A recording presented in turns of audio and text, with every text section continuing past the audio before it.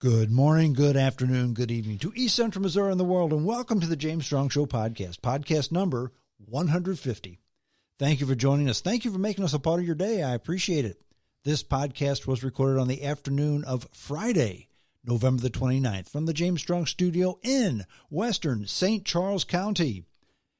November the 29th, day after Thanksgiving. I thought about doing a Thanksgiving podcast, but nobody wants to listen to a podcast on Thanksgiving. They're spending time with friends and family, being thankful for what they have. And I certainly am. Hope you all had a happy Thanksgiving. I certainly did. We did the podcast on a Friday because I'm not working the day job today. So I had a little bit of time. I have a guest in studio. You're going to enjoy it. But first of all, I'd like to just remind you of ways to get the James Strong Show podcast. I hope you're enjoying the podcast. The numbers say that you are. Lots of different ways to get the podcast, because actually I have the podcast now on an unbelievable amount of sources: iTunes, iHeartRadio, Player FM, Facebook, Twitter, TuneIn, Radio Online, the podcast app, YouTube, Spotify, Google Podcasts, CastBox. I have to take a breath, there's so many there. SoundCloud, Deezer, and Spreaker.com. But the easiest way to get the podcast, send me an email, jamesstrongshow@hotmail.com. That's all one word. Send me your email address. I will send you a link of each and every podcast upon publication so you can receive it, download it, and listen to it at your leisure. Got it? Good. And if you would, as a favor to me, take that podcast once you get it, forward it to at least one friend, just to kind of spread the love of the James Strong podcast. Thank you for that in advance. The podcast today, it's going to be about conspiracy theories. Now, I've done conspiracy theory podcasts in the past, sometimes with guests, sometimes without guests. I'm somewhat of a conspiracy theorist, less so than I used to be, but I wanted to bring in a guest who's in town. His name is Max Countrywood. He's a former military counterintelligence agent for the United States Army and knows a few things about conspiracy theories because he's been kind of halfway involved with some of them. And he also knows something about Scotch whiskey because he brought a bottle of 12-year-old Glenlivet. Thanks for coming in, Max. You're welcome. Happy Thanksgiving to you. Happy Thanksgiving. You're former U.S. Army military counterintelligence. Yes. And you were involved in what ways, in what type of activity that caused you to become somewhat of a conspiracy theorist? Well, I used to be a true believer, enlisted in the Army when I was 17, had to have my parents sign for me. I was a true believer, patriot, wanted to do whatever was called for me. And when I became a counterintelligence agent, I just thought it'd be cool to say I'm a counterintelligence agent. You've seen James Bond films. You know how that works, right? Right. Okay. So I just barely dipped my toes into that pool, and it was enough to change me pretty much forever. And when I saw firsthand what our government, the lengths that our government would go to in order to keep things secret, such as our technology, other secrets like that, it really chilled me to the bone. And then I learned to look through a different lens at different things that were going on beyond the news reports. Well, the biggest conspiracy theory that's out there right now, of course, is the Jeffrey Epstein story. That's right. And I'd mentioned before that I used to be a big-time conspiracy theorist. Less so now. Before we get into Jeffrey Epstein, let's just talk about conspiracies in general. I used to be a big-time, nothing is done unless the Trilateral Commission approves it, unless the Bilderbergers say it's okay. The Illuminati has to give their blessing. Right. Two things changed my mind a bit.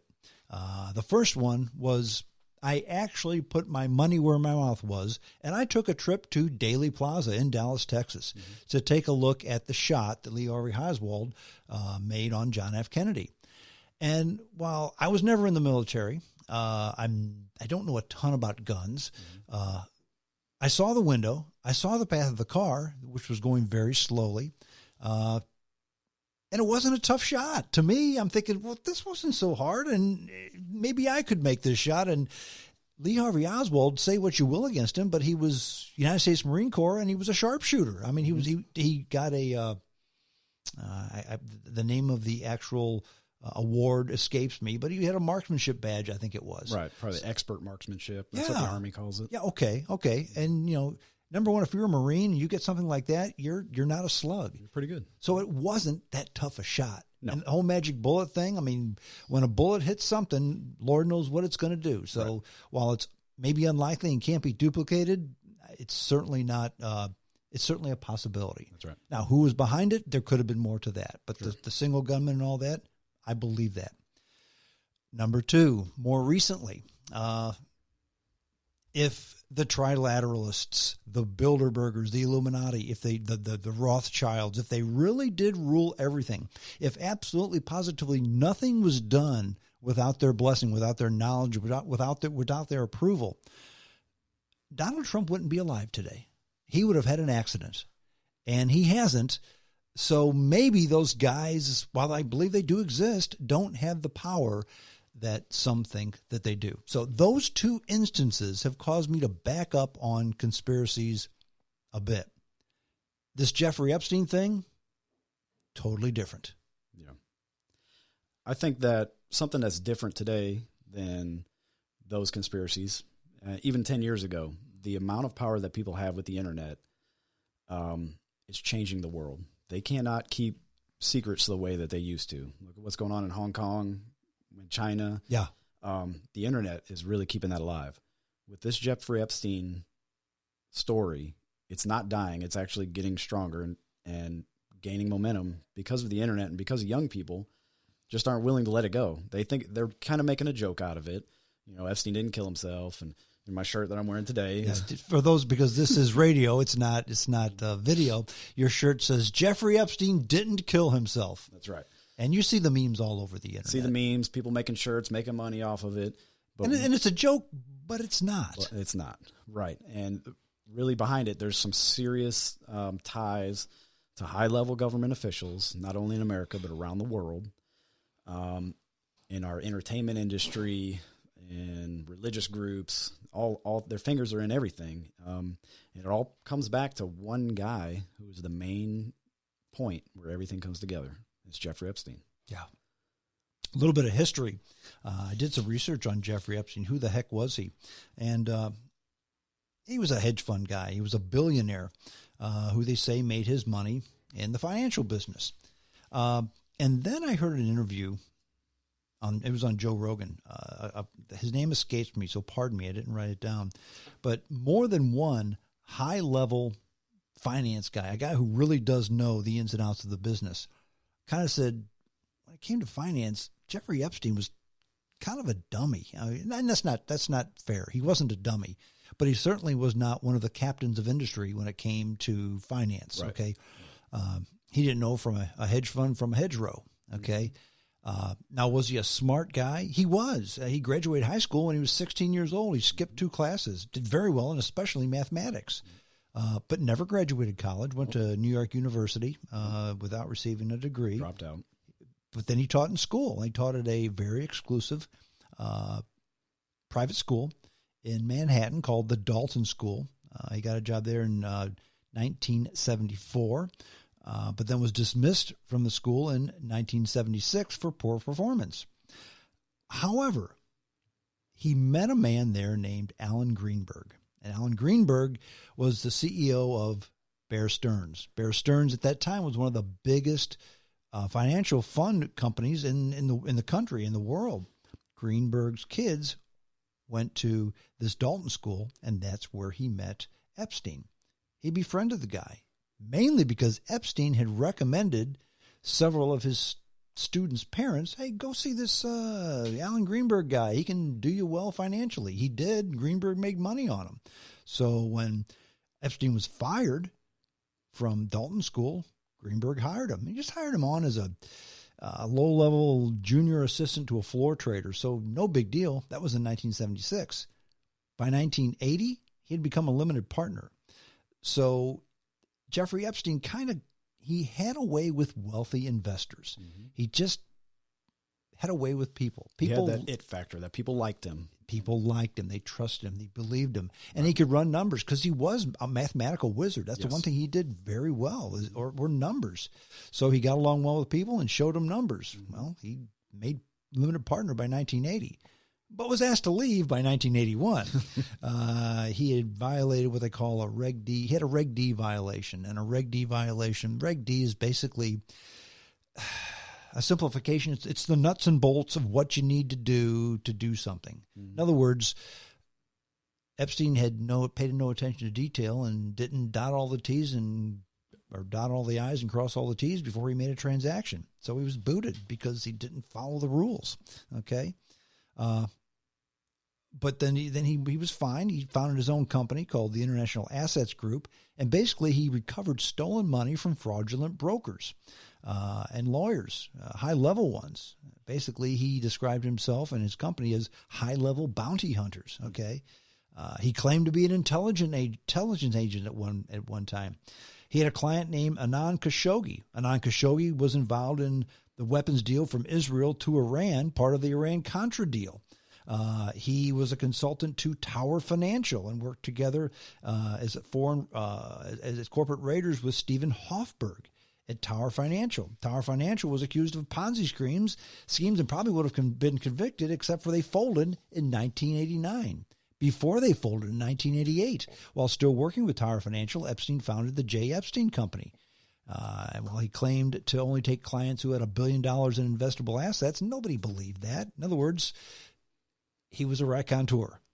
By 1995, he was director of the Werner Foundation, and he worked with Victoria's Secret's models and helped them to get work. See where this is going now. That's right. Big-time influential people, lots of money, beautiful women. Young women. Young women, that's correct. Epstein then met a guy named Mort Zuckerberg. They tried to buy a New York magazine. That failed, but then they went ahead and invested $25 million of their own money with a guy named Mag Roshan, a magazine called Radar. It was like a pop culture magazine, folded after 3 months. But by this time, Jeffrey Epstein, who was very good with numbers, had a list of movers and shakers who really, really liked him. And that was his launching board, his diving board, to big-time people, beautiful women. And if there's one thing that men with lots of money like, is women that nobody else can get a hold of. Yep. And he saw a window of opportunity in basically being a pimp. But he provided a service that they couldn't get anywhere else. And that was a service for the unobtainable. And that was women under a certain age. Yeah, exactly. He had some very strong traits that he took good advantage of and used it to get extremely wealthy and extremely popular. I think it estimated $500 million net worth. I don't know if that counts all his properties. He had the largest mansion in Manhattan. Yeah. So he had plenty of money, plenty of influence. He had what we would call assets. He worked assets. Mm-hmm. He would make friends with influential people. Mm-hmm. And what I would say, put them in compromising positions to get information on them and use that as leverage, which is a very normal intelligence trick that's used every day. Mm-hmm. You make friends with people, exchange a little bit of information. I'll scratch your back, you scratch mine, get them to party, put them in a compromising position, get evidence of it, video, photographic, whatever. And then you can use that as leverage to get what you want. So, because I have this leverage, sure, you can continue to play the game. You can continue to have fun. Right. But if you rat on me, shame on you, because you'll pay twice what I pay. Right. And this happened ever since the CIA has been founded. They've been doing it. FBI had tapes on Martin Luther King Jr. They've had recordings of JFK reportedly. All that stuff is normal. Jeffrey Epstein, being an extremely smart guy, well with numbers, does very well with numbers, very likable, probably a good looking guy back in the day. I haven't seen old pictures of him, but